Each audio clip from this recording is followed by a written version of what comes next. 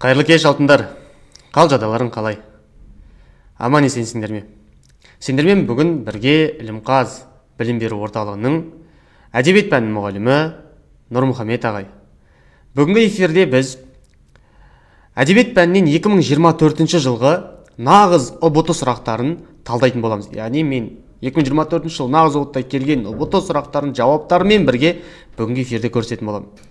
Және бүгінгі эфирде біз грантқа бір қадам жақындаймыз, қажет тесттерді талдаймыз, нәтиже үшін жаңа мүмкіндіктер ашамыз, өмірімізге маңызды ой түйеміз, қорытынды жасап білімімізді арттырамыз. Жалпы бүгінгі эфирдің жоспары осы.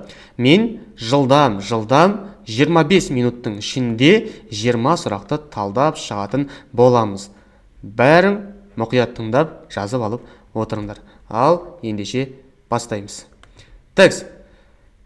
Бізде ең бірінші сұрақ Тәмпіш қарадағы басты кейіпкер деп қойылған екен. Нұсқаға қарайтын болсақ, Ертай, Шаншатай, Күлдәрі және Оңалбек деген нұсқалар тұр. Осы сұрақ былтыр келген уақытта көп түлектер қателескен болатын. Неге? Себебі Тәмпіш қара туындысын жазған Сансызбай Сарғасқаев өзін туындыда Ертай деп таныстырады. Көп оқушылар басты кейіпкер осы Сансызбай Сарғасқаевтың өзі ғой деп ойлап қалып жатады. Алайда олай емес. Бізде дұрыс жауабы кім болады? Ертай өкінішке бола алмайды. Сансызбай Сарғасқаев бұл туындыны жазса да, бұл туындының басты кейіпкері ол Шаншатай, нағыз пионер. Яғни сұрақтың дұрыс жауабы ол Шаншатай болады. ұбтта келген кезде. Ал Ертай кім? Ол Сансызбай Сарғасқаевтың өзі, Шаншатайдың ең жақын досы. Және Ертайға байланысты ұбтта биылғы жылы әртүрлі сұрақтар сұралған болатын. Мысалға, Ертайдың бойындағы қасиеттер деген секілді. Ол асықты шебер ойнайтын еді, және суретті жақсы салатын еді, сабақты жақсы оқитын еді, өтірігі де жоқ деген секілді. Ал Күлдәрі ол бізде Әміре шалдың қызы, Оңалбектің әпкесі. Оңалбек Ертайдан 3 жас үлкен. Олар 3-ші класты бітірген деген секілді ақпараттар бар еді Тәмпіш қара туындысында. Яғни осындай ақпараттардың барлығы ұбтта детальды түрде сұралуы мүмкін. Текст бізде бірінші сұрақ Тәмпіш қарадағы бас кейіпкер кім? Шаншатай, Тәмпіш қараның өзі деп өтті. Ал енді біз кеттік келесі екінші сұраққа барайық. Ол мына жерде Шаншатай деп 3-ші бетте дұрыс жауабы көрсетілген. 4-ші бетке өтейік. Жақсының аты өлмейді, ғалымның хаты өлмейді. Қай туынды деп сұраған екен. Яғни бізде бұл қай туынды? Қандай туындыда осы сөз келген еді? Тілек толғауы, бұқар жыраудың. Қандай толғау еді? Бірінші тілек тілеңіз бір Аллаға жазбасқа, екінші тілек тілеңіз ер шұғыл пазық залымның тіліне еріп азбасқа, үшінші тілек тілеңіз үш гүлсіз көйлек кимеске, төртінші тілек тілеңіз төрді төсек тартып жатпасқа деп жалғасады 11-ге дейін. Бірақ бұл толғаудың ішінде жақсының аты өлмейді, ғалымның хаты өлмейді деген сөздер жоқ. Немесе еңсегей бойлы ер есім, есім сені есірткен есілде менің кеңесім, ес білгеннен есім қан қолыңа болдым, сүйесін қолтыңа болдым демесін деп Жембеттің еңсегей бойлы ер есім толғауында да жақсының аты өлмейді, ғалымның хаты өлмейді деген сөздер жоқ. Ал енді қоғалы көлдер, құмсулар, қоныстар қонған өкінбес деп ары қарай жалғасатын Доспанбет жыраудың қоғалы көлдер, құмсулар толғауында да жақсының аты өлмейді, ғалымның хаты өлмейді деген тармақтар жоқ. Ал енді бізде нағыз осы жақсының аты өлмейді, ғалымның хаты өлмейді деген туынды ол Бұқар жыраудың Асқар таудың өлгені толғауында кездеседі. Яғни бізде бұл сұрақтың жауабы Асқар таудың өлгені, басын мұнар шалғаны, көктегі бұлттың өлгені, Асалмай таудан қалғаны, қара жердің өлгені, алтай қыстай қатқаны, қарасында қалғаны, айдын шалқар өлгені, алтай қыстай қатқаны, күн мен ай мен күннің өлгені, еңкейіп барып батқаны деп келеді. Және өлмегенде не өлмейді? Жақсының аты өлмейді, ғалымның хаты өлмейді деген Бұқар жыраудың осы Асқар таудың өлгені толғауындағы сөздер бұл. Яғни оқушылар бізге ұбтда кез келген толғаудан бір үзіндіні алып қоя қою мүмкін. Яғни біз толғауларды ерекшелігімен, автордың стилистикалық өзіндік құндылықтарымен немесе мынау саусақ ізіндей өзіне ғана тән өзгешеліктермен бірге жаттауымыз керек. Ал енді келесі сұрақты ашайық. Есте сақтауымыз керек бұл нәрселерді. Бізде екінші сұрақ кеткен болса, үшінші сұрақ ол күйеуі халық жауы атанып, қиын сәтті бастан кешірген кейіпкер кім? Қамажай ма, Жамал ма, Бөпенай ма, әлде Хансұлу ма? Бұл бізде қандай туынды? Жалған дүние туындысы. Смағұл Елубайдың жалған дүние 11-ші сынып баспасында берілген. Яғни біз ұбтға барған кезде осы 11-ші сынып баспасындағы жалған дүние туындысын жақсылап меңгеріп, жаттап, біліп баруымыз керек. Енді осы жерде біздің күйеуі халық жауы атанатын бір кейіпкер бар. Ал Қамажай және Жамал деген кейіпкерлер мүлде бұл жалған дүниеге тән емес. Яғни бұл жерде Жамал деген кейіпкер бізде бақытсыз Жамал, Міржақып Дулатұлының туындысы бақытсыз Жамал. Бәріміз білетін 1913 жыл жарық көрген қазақтың ең алғашқы романы. Ал Қамажай кім? Қамажай ол бізде Дулат Исабековтің әпке драмасындағы әпке. Яғни бізде Қамажай мен Жамал болмайды.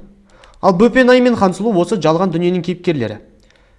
Ал олар бізде жауап бола ала ма? Бөпенай кім? Хансұлу кім? Яғни біз туындыдағы кейіпкерлердің әрқайсының ерекшеліктері мен сипаттарын білуіміз керек. Сонда біздегі дұрыс жауап кім болады? Ол, қазір мен келесі бетті ашайын, ол бізде Хансұлу болады. Хансұлу ол Шегенің әйелі. Жазып аламыз, кімнің әйелі? Шегенің әйелі. Шеге халық жауы атанады. Шеге.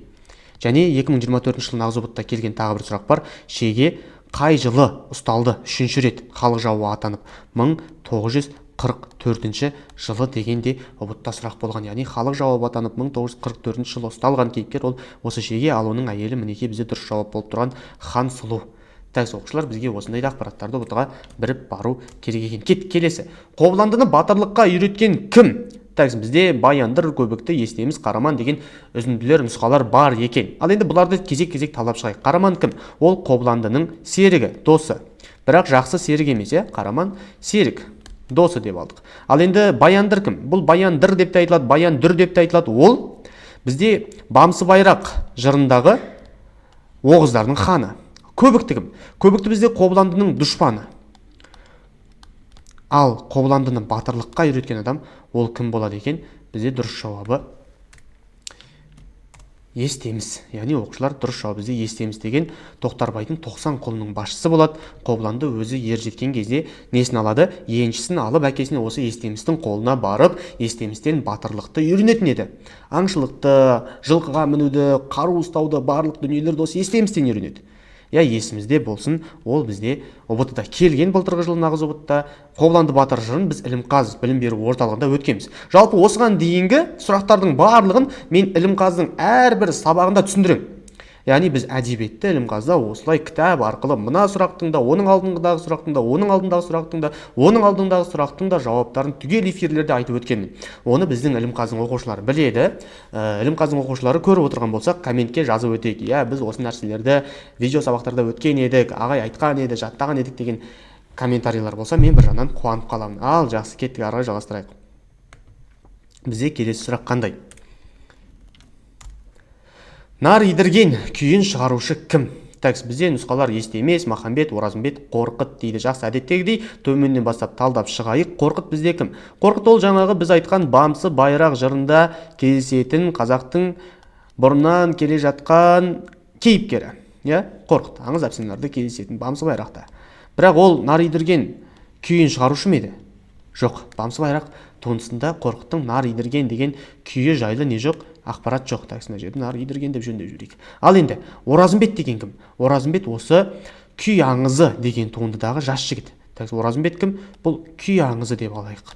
Күй аңызы. Бірақ Оразымбет нар идірген күйін шығарушы ма еді? Немесе Махамбет кім? Махамбет бізде бірнеше жерде кездеседі. Мысалға, Махамбеттің өзінің толғаулары бар, Мен едім, Баймағамбетке айтқан толғауы не болмаса, бағаналы терек жарылса. Немесе Махамбетке арналған Мұхтар Шахановтың қандай туындысы бар? Нарынқұм зауалы бар. Мен түсімде зорлық көрдім, қорлық көрдім ғаламат, бір таныс қол соғып өтті әлдекімді паналап, иығымнан аққа түскен басым бара жатты атам екен ақ жайықты жағалап деп келетін тармақтарда Махамбет кездеседі. Бірақ оқушылар нар идірген күйін шығарушы ол мынау біздің күй аңызы туындысындағы елуге тақап қалған тарамыс, егде кісі және күйші Естемес болады. Оқушылар Естемес деген жаңағы Қобыланды батыр жырындағы бөлек кейіпкер, ал Естемес деген осы күй аңызында ол мүлде бөлек кейіпкер есімізде болсын. Жақсы, біз бұл туындының жауабын айтып өттік. Енді келесі сұраққа барайық. Көксерекке тән қасиеттер. Арам ас пен адал асты айыра алмайды. Ашқарақ ауырса да қыңқ етпейді, ауыл иттерімен қаңғып кетеді дейді. Енді көксерек бізде оқушылар 7-ші сыныпта берілген, және көксеректің жалпы сипаты 7-ші сыныптың барлық баспаларында бар, мектеп баспасында бар әсіресе. Сонда ол жерде ауыл иттермен қаңғып кетеді деген нұсқа мүлде жоқ. Керісінше ол ауыл иттермен жау, ауыл иттерін ұнатпайды, ауыл иттер оны ұнатпайды, көрген жерде не істеп кетеді, талап кетеді. Сонда оқушылар бізде дұрыс жауабы бұл сұрақтың көксерек ол адал ас пен арам асты айыра алмайды, өлгенше ашқарақ, еш жері ауырса да ешқашан не істемейді, қыңқ етпейді деген көп жауапты не болуы мүмкін, сұрақ болуы мүмкін. Көксерекке байланысты тағы да ақпараттар бар. Жалғыз ақ атын біледі, онда да шақырса жүгіріп келмейді, жай ғана құйрығын сөйлектетіп келеді. Онда да оны жаңағыдай ашыққанда істейді, тек құрмаш пен әжесі шақырса ғана келеді деген секілді көксеректің ақпараттары көп, сипаттары көп. Анау сүйірленген бір бітімі бар, анау күлдіреуіштей бүгіледі, садақтың оғындай деп сипатталатын тағы да оның сыртқы бейнесі бар. Сонда оқушылар осындай сыртқы және ішкі қасиеттеріне, бейнесіне байланысты сұрақтар ұбт-да көксерекке де келуі мүмкін екен. Сол себепті оны да біз не істеуіміз керек, білуіміз керек. Ал енді мен келесі сұрақты ашайын. Ескендір поэмасындағы символдық бейне қақпа ма, дария ма, қызыл алма ма, әлде көз сүйегі ме деген сұрақ тұрған екен. Жалпы оқушылар бізде осы жерде көрініп тұрған екі символ бар. Жалпы әдебиет бойынша бізде тура осы нұсқалардың ішінде екі символ бар. Ол қақпа емес. Өкінішке орай бізде Ескендір поэмасында қақпа бізде символ бола алмайды. Символ дегеніміз не еді өзі бізде? Символ ол кез келген бір ұғымды астарлап жеткізетін бейне, символдық бейне. Мысалға біз көгершінді көргенде жиі айтамыз, не деп айтамыз? Көгершін бейбітшілік, дұрыс па? Немесе аққу. Аққу ненің белгісі? Аққу махаббат, дұрыс па? Тура сол секілді бізде мына жерде көз сүйегі деген Ескендір поэмасында символдық бейне бар. Ол ненің бейнесі еді? Ол тойымсыздықтың, ашкөздіктің символы еді. Ал енді мынау қызыл алма дегеніміз бұл аңыздың ақыры туындысындағы аңыздың ақыры деген туындыдағы не? Символдық бейне. Аңыздың ақыры Әбіш Кекілбаев сол туындыда осы қызыл алма деген символ бар. Ол бізде сатқындықтың, опасыздықтың символы болатын еді. Оған байланысты да біз білім алуымыз керек. 10-шы сыныптың баспасында бар бұл туынды. Жалпы мен бұл нәрселердің барлығын Ілімқазының эфирінде айтып түсіндіріп өтемін. Енді бұл эфирді, бұл нұсқаталуды көріп отырған оқушыларға менің кеңесім, егер әдебиеттен жоғары балл алғыларың келсе, мен оқытамын. Ілімқаз білім беру орталығында өзім сабақ беремін. Сол жерге келсеңдер, барлығын осы ұбт сұрақтарын сендерге ашып, түсіндіріп, ертең қалай келетінін, қалай болатынын, қалай жауап беретінін не істеймін, сендерге айтып, жеткізіп, барлығын түсіндіріп беремін. Егер жоғары балл алғым келеді, оқығым келеді дейтін болсаңдар, барлығынды күтемін. Ал енді тентегінің жазасын мойнына алсын, егер оған көнбесе дайындалсын, қырылыспай бітпейміз таусылғанша, не Найман, не Тобықты бір қалсын деген туындыда, деген үзінді қай туындыдан? Бізде Қыз жібек, Нарынқұм зауалы, Еңлік кебек, Батыр баян деген үзінділер бар екен. Тәкс. Батыр баян. Үнемі әндетіп, үнемі біздің бір керемет әнге салып талдайтын туындымыз. Ол кезде аз қазақ пен қалың қалмақ, қыран мен қара құстай алысқан шақ. Алдында ор, артында көр, жан жағы жау, дағдарған қазақ енді қайда бармақ. Не болмаса жүрегіммен зарлымын жаралыға, сұм өмір абақты ғой саналыға. Қызыл тіл қолым емес, сенде өлі, сондықтан жаным күйіп шанады да дейтін толы. Бұл өзі поэмада не жоқ, бірақ өкінішке орай мына үзінді бізде, бұл үзінді Батыр баян поэмасында жоқ. Яғни оқушылар біз кәдімгідей поэманы өтсек те, нені білуіміз керек екен? Жырды өтсек те, оның үзінділерін білуіміз керек. Бұтта үзінділерді сұрайды, жаңа көргеніміздей. Ал енді Қыз жібекте ше? Қыз жібекте Төлеген, одан кейін Жібек және Сансызбай арасындағы махаббат оқиғасы баяндалады. Алайда бұл жерде де тентегінің жазасын мойынға алсын дейтін дүниелер жоқ, және Найман, Тобықты рулары кездеспейді. Яғни оқушылар біз осындай ұбт-дағы сұрақтарды талдаған кезде ішіндегі ақпараттарды да не істеп отыруымыз керек, біліп отыруымыз керек. Ал Найман, Тобықты рулары бізде қай үзіндіде кездеседі, қай поэмада кездеседі? Ол Еңлік кебекте кездеседі. Яғни оқушылар бізде бұл сұрақтың дұрыс жауабы Еңлік кебек поэмасы болады. Бізде Найман руынан ол Еңлік еді, Тобықты руынан ол кебек еді. Бұл туындыны да біз өзіміздің Ілімқаз білім беру орталығында өткен, біз Ілімқаз оқушылары жақсы біледі деп ойлаймын. Ал енді тәуекел той әңгімесінің идеясы деп сұрақ келген екен. Шерхан Мұртазаның туындысы 10-шы сынып баспасында берілген. Жазушы баспасына толығырақ сол жерден қарасаңдар жақсырақ түсінесіңдер. Ысырапшылдық, халыққа қызмет ету, менмендік, тәкаппарлықты сынау, халықтың нашар халін жеткізу секілді нұсқауларды берген екен. Оқушылар бұл жерде қандай жауап болады? Ысырапшылдық бола ма, халыққа қызмет ету бола ма, менмендік, тәкаппарлық сынау бола ма, әлде халықтың нашар халін жеткізу бола ма? Ондай жағдайда біз не істеуіміз керек? Мына жерден қарауымыз керек. Дұрыс жауап ол бізде ысырапшылдық болады. Және мақтаншақтық дегенде жауап болады. Оқушылар мақтаншақтық және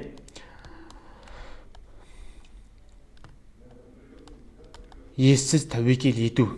Бәріміз білетіндей, бұл туындыдағы Керімқұл деген басты кейіпкер не істейді? Нұркен деген 20 жасар студент баласын үйлендіремін деп Аспантау деген үлкен әулиеатадағы мейрамханада той жасап, 500 адамды шақырып, оған Күләй деген қарындасы не істеп, базардан бір леген көтеріп келіп, одан кейін Сарыбай Көкпаршы деген бір тоқты алып келіп, одан кейін Жеңіскүл деген бір кішігірім жұқа конверт алып келіп, одан кейін Төрегелді деген жездесі үлкен конверт алып келіп, кейіннен туындының соңында ол конверттің ішінде газет қиындылар болып шығып, туындының соңында сылқ етіп орындыққа отыра кетумен аяқталатын әңгіме екенін білеміз. Және оқушылар біз ұбт-ға барған кезде осындай сұрақтарға да жауап бере алуымыз үшін бұл туындыда білуіміз керек екен. Жақсы, мен келесі сұраққа өтейін. Бізде уақыт тапшы екен. Жылдам талдаймын.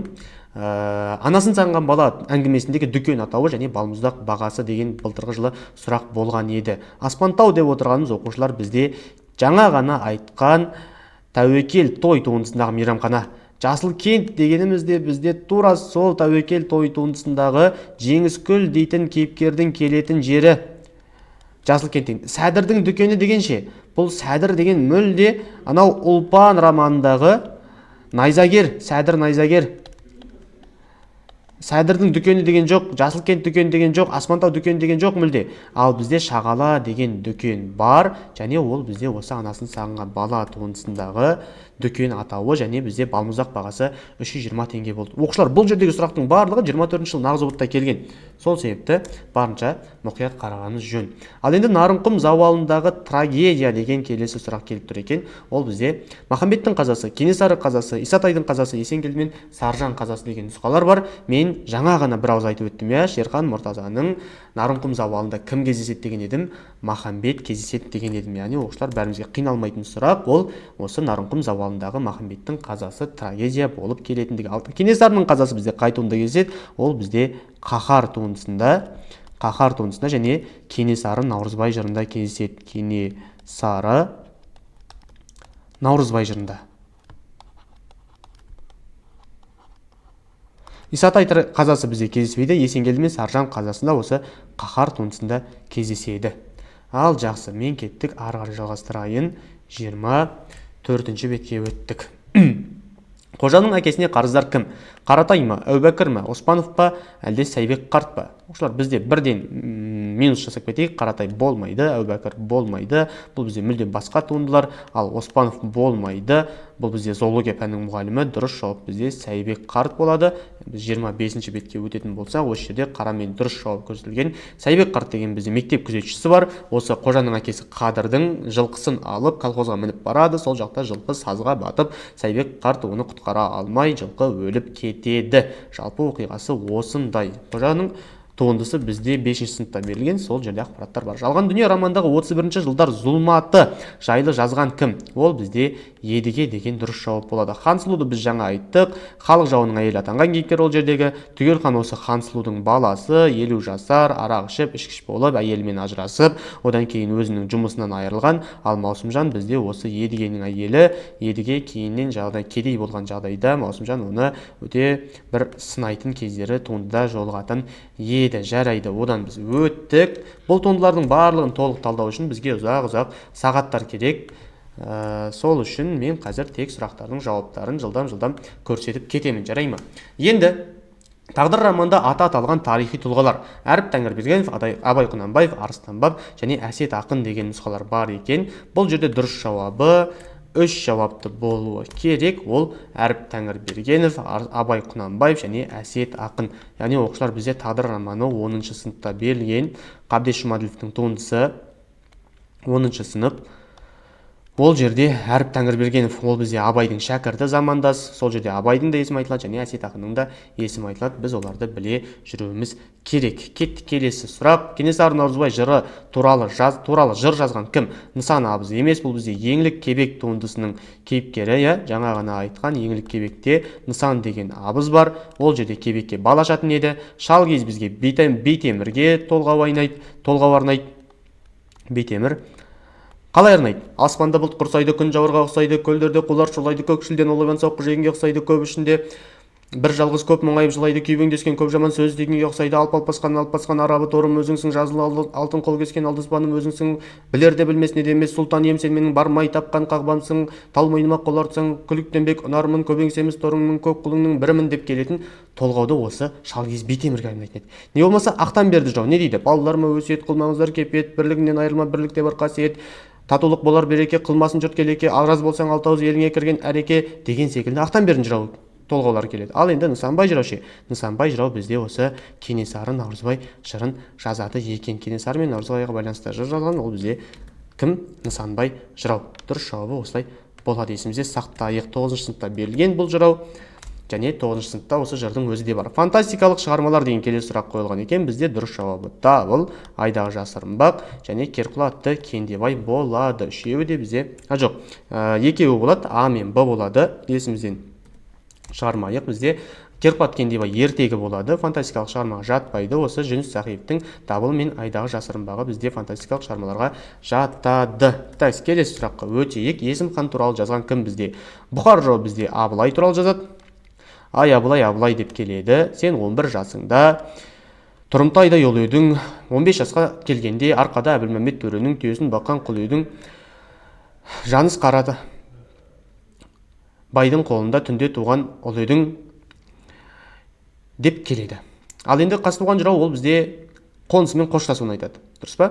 Ал Ақтанберді жырау күмбір кісінетіп күрніңді мінір күн қайды деп күмбір кісінетті айтады. Ал осының ішіндегі бізде Жиембет жырау ғана осы Есім хан туралы жазады, айтады деп дұрыс жауапты белгілеп кетеміз. Яғни Жиембет жырау болады. Жиембет жырау бізде 7-ші сыныпта берілген, шатаспасам. Ал енді кеттік. Бауыр шығармасындағы Қалидың арманы. Енді оқушылар осы жерде қызық бір ұбт-да келетін сұрақтар бар. Бұл анасын көру емес, Алматыға оқуға бару емес. Бұл бізде кімнің арманы Алматыға оқуға бару? Ол Тортайдың арманы. Тортай мінер Ақбоз атты туындысында Тортай Алматыға барғысы келеді. Әскери ұшқыш болу немесе ғарышкер болу. Ғарышкер болу емес, бізде әскери ұшқыш болу деген Бауыр шығармасында Қалидың арманы бар еді. Жақсы. Есімізде болсын. Мен ары қарай келесі сұраққа өтемін. Шұғаның сырлас жеңгесі Күлзипа емес, Маржанбике емес, Шолпан емес. Шолпан кім? Шолпан бізде бақытсыз Жамалдағы Жамалдың анасы. Бақытсыз Жамал деп қояйын. Жамалдың анасы, туған анасы. Маржанбике кім? Бұл Күлзипаның жеңгесі. Күлзипа кім? Бұл Айнабайдың қызы. Айнабай. Бұл бізде Әбдірахманды жақсы көретін кейіпкер. Ал енді Зәйкүл ше? Зәйкүл кім? Бұл бізде осы Шұғаның сырлас жеңгесі және Қасым жақсы көретін кейіпкер. Бұл бізде Шұғаның белгісі туындысы Бейімбет Майлин 9-шы сыныпта берілген. ұбт-да келетін туынды. Өте қызық сұрақтар бар ұбт-да бұл туынды жайлы. Алдағы уақытта мен сендерге тағы да нұсқатаулар жасап, оларды да жақсылап жауабымен бірге айтып беретін боламын. Жақсы, кеттік. Келесі сұрақ: еңлік кебек баласы қай жерде қалды? Нағыз ұбт-да келген сұрақ. Қособа бізде Қыз жібек туындысындағы жер су атауы мүлде еңлік кебекке жатпайды. Қыз жібек. Күршім ше? Бұл бізде Ақбілек туындысындағы Күршім деген жер, бұл мүлде еңлік кебек туындысына жатпайды. Өгіз сойған дегеніміз жаңа ғана айтқан Шұғаның белгісіндегі жер, Шұғаның белгісі. Ал еңлік кебекке жататын осы жердегі жалғыз жер ол шеткі Ақшоқы басында қалған бала күн батқанша шырқырап жылап жатты деп келетін осы Ақшоқы жері екен. Так, мен келесі бетті ашайын. Ол бізде келесі бетті ашайын деген жерде аяқталады екен. Себебі бізде мен қазір қысқаша нұсқаталау жасадым. Бұл біздің Ілімқаздың YouTube каналына саналынатын алғашқы нұсқаталау. Оқушылардың барлығына пайдалы болады деп ойлаймын әдебиет таңдаған. Мен қазір осы жерде бүкіл әдебиеттің 24-ші жылы келген осы слайдта тұрған нұсқаларын талдап шықтым. Бірақ алдағы уақытта бұндай сұрақтар өте көп. ұбт-да келетін сұрақтар көп. Мен және олардың барлығын қаңтар ұбт сұрақтары, наурыз ұбт сұрақтары, нағыз ұбт сұрақтары деп талдап шығатын боламын бұйырса. Өтіп кеткеннен кейін не істеймін, осындай сұрақтар келуі мүмкін, осындай тақырыптарды, осындай детальдарды қарастырыңдар, біз бірге қарастырамыз деп және сендерге айтып беріп, барлығын осылай келеді деп көрсетіп, талдап, ұқтырып түсіндіріп беремін алдағы уақытта. Сол үшін осындай Ілімқаздың YouTube каналын үнемі бақылап жүріңдер, менімен байланыста болыңдар, және әдебиет таңдаған түлектер егерде жақсы, тағы да сапалы әдебиеттен дайындалғың келсе, жаңа айтып өткенімдей, мен сендерді осы жалпы Ілімқаз командасы бізде Ілімқазда күтеміз. Инстаграмнан Ілімқаз деп жазсақ шығады, сол жерден WhatsApp сілтемеге өтіп курсқа тіркеліп алуға болады. Дәл қазір бізде курста жеңілдік жүріп жатыр. Жалпы Ілімқаз бізде Қазақстан бойынша оқушыларды 4 пәннен ең тиімді бағада дайындайтын білім беру орталығы. Сол себепті оңай тіркелуге болады және сапалы білім ала аласыңдар. Оған мен кепілдік бере аламын. Аман саулықта осындай эфирлерде жолыққанша мен сендерді және де курстың ішкі эфирлерінде күтем. Әрине бұл сыртқы эфир болғандықтан бұл жақта біз көп нәрсені ашып талдай алмаймыз. Ішкі эфирлерде біз барлығын ашып көрсетеміз. Оған Ілімқаз оқушылары куә бола алады. Ал олай болса, осымен бүгінгі нұсқа талдау аяқталды. Аман саулықта жаңа айтып өткеніміздей келесі осындай эфирлерде жолыққанша баршаларыңа жоғары балл, грантқа түсуді тілеймін. Қош, сау болыңдар. Нұсқа талдау үшін рахмет.